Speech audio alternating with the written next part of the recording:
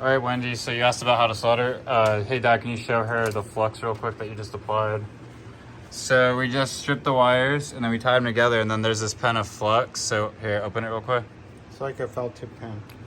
And so all you gotta do is you just gotta get the wires wet with the flux. I put that on. Okay. And then you've got some solder. Does that have lead in it? I think this is tin lead. So it has lead, and typically solder with lead in it, it's a little bit more dangerous, like the fumes and stuff. So if you're indoors, maybe be a little more cautious, but Not really the fumes. No. Just can't eat it. just can't eat it. So as long as you don't eat it, you're good, but it works the best.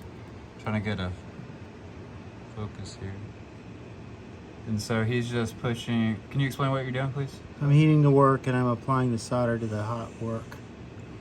So it just melts to it. Creates a fuses the solder to the copper. That's it. So let's do the other one. So you heat the work and you apply the solder and it just sucks it into the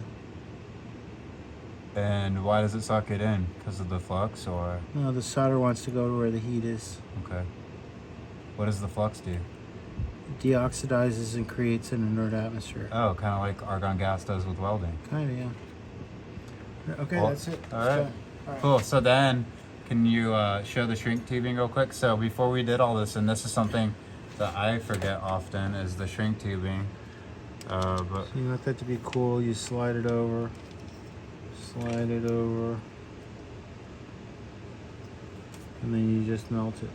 You just melt it with shrink the, it.